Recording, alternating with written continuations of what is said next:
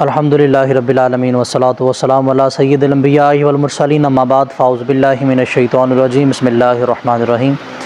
آج ہم اپنی تفسیر درس قرآن کریم کے اندر حضرت موسیٰ علیہ السلام کی قوم بنی اسرائیل کے بارے میں پڑھیں گے کہ جب اللہ نے ان کو توبہ قبول فرما لی تو اس کے بعد ان کے ساتھ کیا معاملہ ہوا۔ اللہ رب العزت نے اس واقعے کو قرآن مجید کے اندر ارشاد فرمایا، وَإِذْ قُلْتُمْ يَا مُوسَىٰ لَن نُّؤْمِنَ لَكَ حَتَّىٰ نَرَى اللَّهَ جَهْرَةً فَأَخَذَتْهُمُ الصَّاعِقَةُ وَأَنْتُمْ تَنظُرُونَ۔ اس کا واقعہ کچھ اس طرح ہے کہ جب اللہ تعالیٰ نے ان کی توبہ کو قبول فرما لیا تو اللہ نے حکم ارشاد فرمایا کہ آپ اپنے ساتھ اپنی قوم میں سے کچھ آدمیوں کو لے کر کوہ طور پر تشریف لے کر آئیں تاکہ یہ میری بارگاہ کے اندر معذرت کر سکیں۔ تو اللہ تبارک و تعالیٰ کے پیارے نبی حضرت موسیٰ علیہ السلام نے اپنی بنی اسرائیل قوم میں سے 70 آدمیوں کا انتخاب کیا، ان کو ساتھ لے کر کوہ طور کی طرف چلنے لگے۔ رستے کے اندر انہوں نے کہا کہ اے اللہ کے پیارے نبی، ہم اللہ تعالیٰ کے کلام کو سننا چاہتے ہیں۔ تو موسیٰ علیہ السلام نے ارشاد فرمایا کہ چلو ٹھیک ہے، جس طرح میں کہوں، جب میں تمہیں اشارہ کروں تو تم نے میرے پاس آ جانا ہے۔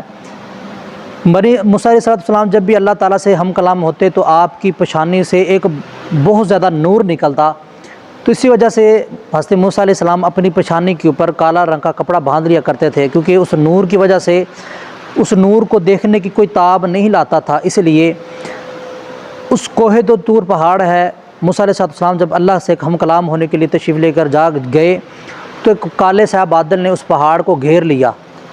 اس بادل نے پہاڑ کو جب گھیرا تو موسیٰ علیہ السلام اس بادل کے اندر چلے گئے، اللہ تعالیٰ سے ہم کلام کرنا شروع کیا۔ ساتھ ہی آپ نے اپنی قوم سے ارشاد فرمایا کہ تم بھی اس بادل کے اندر آ جاؤ۔ وہ بھی جب آئے تو اللہ تعالیٰ سے موسیٰ علیہ السلام کو جب ہم کلام ہوتے دیکھا تو دیکھتے ہی سجدے کے اندر گر گئے اور سجدے کے اندر گر چکے تھے۔ اس کے بعد انہوں نے جب موسیٰ علیہ السلام اللہ تعالیٰ سے ہم کلام کر کے فارغ ہوئے تو انہوں نے حضرت موسیٰ علیہ السلام سے کہا کہ ہم اس وقت تک آپ پر ایمان نہیں لائیں گے جب تک ہم اللہ تعالیٰ کو ظاہری طور پر دیکھ نہ لیں۔ تو جب یہ معاملہ ہوا تو اللہ تبارک و تعالیٰ نے ان پر عذاب کو نازل فرما دیا۔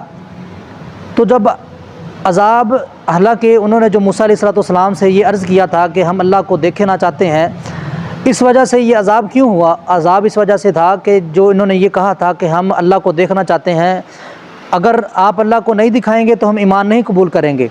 تو یہ ان کی سرکشی اور بغض و عناد کی وجہ سے تھا۔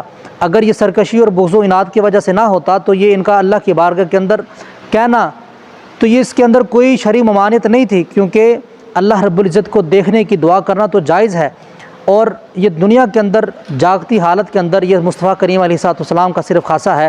حضور علیہ السلام کے علاوہ اللہ تبارک و تعالیٰ نے جاگتے ہوئے کسی کو اپنا دیدار عطا نہیں فرمایا، اور حضور علیہ السلام کے علاوہ حضرت موسیٰ علیہ السلام نے بھی اللہ کی دیدار کرنے کی عرض کی تھی، تو اللہ نے فرمایا کہ لن ترانی، اے موسیٰ تو مجھے نہیں دیکھ سکتا۔ ہاں، خواب کے اندر تو اللہ تعالیٰ کا دیدار ہونا ممکن ہے۔ امام اعظم ابو حنیفہ کروڑوں حنفیوں کے امام، ان کو اللہ تبارک و تعالیٰ کا دیدار خواب کے اندر 99 مرتبہ ہوا تھا۔ تو اللہ تبارک و تعالیٰ کا دیدار یہ قیامت کے دن ہر مومن کو ہوگا، اور وہ اللہ کے رب العزت کے دیدار سے مشرف بھی ہوں گے، لذت بھی حاصل کریں گے۔